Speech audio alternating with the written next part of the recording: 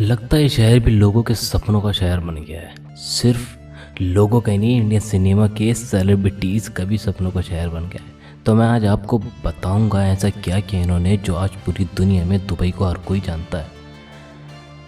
सबसे पहले तो मेरे चैनल को सब्सक्राइब करें और मैंने बहुत सारी मोटिवेशनल वीडियोस इसके ऊपर अपलोड किए हैं, उन वीडियोस को भी जाकर देखें इस वीडियो के बाद।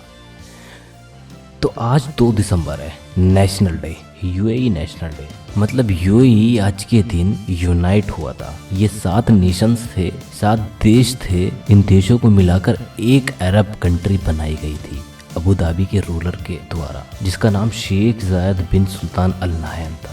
और 7 एमिरेट्स में से ही एक है दुबई। सिंपल लैंग्वेज में ये एक स्टेट है। यूएई यूनाइटेड अरब एमिरेट्स का एक स्टेट है। ज़्यादातर लोग जानते होंगे, लेकिन ये इन्फॉर्मेशन मैं उन लोगों को दे रहा हूँ जो लोग नहीं जानते और कंफ्यूज रहते हैं अक्सर दुबई में। दुबई एक स्टेट है, कंट्री नहीं। तो कभी दुबई आना हो ना, कोई तुमसे कहे कि तुम दुबई जा रहे हो, तो उनसे पूछ लेना दुबई, शारजाह, रासल खेमा, अबू धाबी या कहाँ।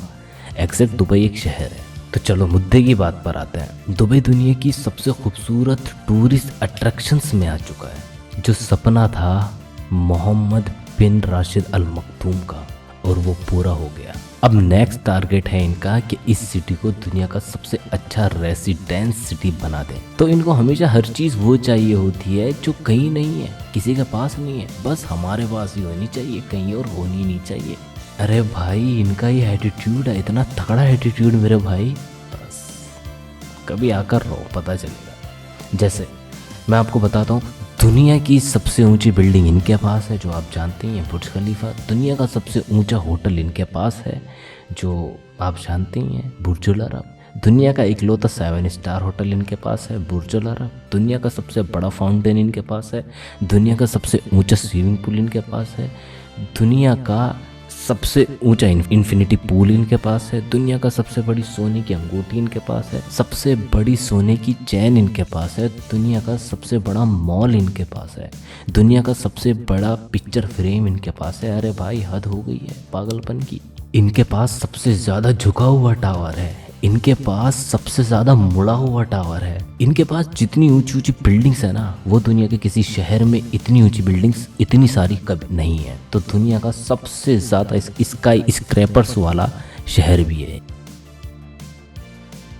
और दुनिया का सबसे बड़ा फ्लावर गार्डन इनके पास है। ये लिस्ट बहुत लंबी है, बहुत लंबी। कुछ दिन पहले दुनिया की सबसे ज़्यादा पार्टिसिपेट करने वाली मैराथन रेस यहाँ पर हुई है, जो शेख जायद रोड पर हुई है, जो हुई थी शेख हमदान के नेतृत्व में, जिसका मकसद था दुबई के लोगों की फिटनेस को लेकर। हर साल ये खुद का ही रिकॉर्ड तोड़ते हैं नेशनल डे पर फायर क्रैकर्स का। दुनिया में मतलब सबसे ज़्यादा फायर क्रैकर्स अगर कहीं छोड़े गए तो दुबई के अंदर छोड़े गए या अबू धाबी के अंदर छोड़े गए, फोड़े गए बम पटाखे। और सिर्फ नेशनल डे पर ही ये इतना उच्च करते हैं कि कोई हद नहीं।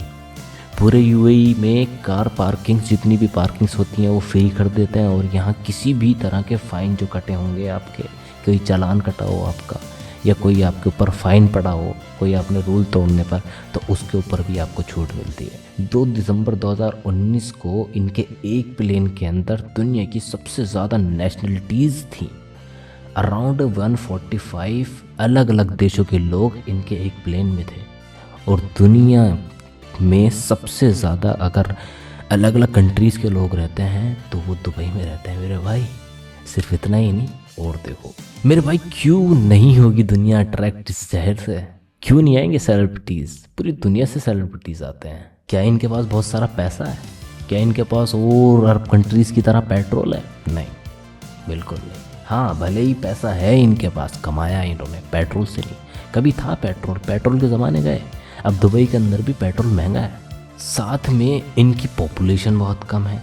यहाँ के जो अमीराती होते हैं, ओरिजिनल यहाँ की पैदाइश कबीले से ताल्लुक़ रखने वाले, सिर्फ 5% हैं। और सब बहुत अमीर। हर एक यहाँ का सिटीज़न गवर्नमेंट नौकरी करता है या फिर अपना बिजनेस करता है। और जिस बिजनेस में यहाँ की गवर्नमेंट सपोर्ट करती है। अब यहाँ करप्शन कहाँ से हो जाएगा मेरे भाई? कहाँ से हो जाएगा करप्शन? अब यहाँ पर हर एक सरकारी कर्मचारी अपना मोटा पैसा कमा रहा है, गवर्नमेंट से पैसा ले रहा है। अगर वो नौकरी ना भी करे तो उसके पास इतना पैसा आता रहेगा। इतनी प्रॉपर्टीज़ दे रखी है यहाँ के सिटीजन्स को, जो पैदाइशी सिटीजन्स हैं, जो यहाँ के ख़ानदानी सिटीज़न उनको। और यहाँ का क्राइम रेट भी ज़ीरो है, दुनिया की सबसे सेफेस्ट सिटीज़ के अंदर आता है। करप्शन इसलिए नहीं क्योंकि यहाँ इलेक्शन नहीं होते, नेता नहीं चुने जाते, और यहाँ सिटीजन्स को नौकरी के साथ हर एक चीज़ की सुविधा मिलती है।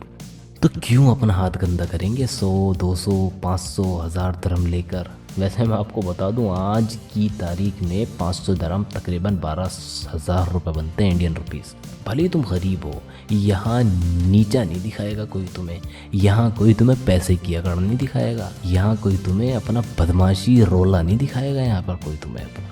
यहाँ का अगर कोई सिटीज़न भी है ना तो तुम्हें सलाम करके निकल जाएगा, और तुम सोचते रह जाओगे ये कौन था और मुझे सलाम करके गया है। वो इसलिए क्योंकि यहाँ अनुशासन है, यहाँ किंगशिप है। किसी नुक्कड़ के डॉन की या सड़क छाप नेता की नहीं चलती यहाँ पर। यहाँ लोगों के ईमान मजबूत हैं, यहाँ लोगों का ईमान नहीं डोलता जल्दी से। यहाँ इंसान की कीमत ज़्यादा है पैसे से। यहाँ रूल्स हैं जो फॉलो किए जाते हैं, और अगर तुम तोड़ते हो ना रूल्स तो मेरे भाई इतना पैसा भरना पड़ता है, तेरा घर इसमें चले जाएगा पूरा। मेरे भाई 2 महीने का सैलरी जाएगा रूल्स तोड़ने पर। अनुशासन है तो मेरे भाई फ़र्क पड़ता है। तुम्हारे इरादे मजबूत होने चाहिए, सपने बड़े होने चाहिए, फ़र्क पड़ता है। इन्होंने भी ऐसी किया है। फ़र्क पड़ता है, अपने काम से मोहब्बत होनी चाहिए तुम्हें। फ़र्क पड़ता है मेरे भाई, फ़र्क पड़ता है, अपने वतन से मोहब्बत होनी चाहिए, फ़र्क पड़ता है। और उम्मीद करता हूँ तुम्हें भी फ़र्क पड़ेगा। गारंटी देता हूँ इस वीडियो को देखने के बाद अगर अनुशासन डिसिप्लिन में आ जाओगे तो फ़र्क पड़ेगा, ज़रूर फ़र्क पड़ेगा। तो thank you so much. Happy national day all UAE citizens and residents को। जय हिंद, जय भारत। और अभी तो रुको, क्लाइमैक्स अभी बाकी है। लाइक ज़रूर करके जाएं अगर वीडियो पसंद आई हो तो।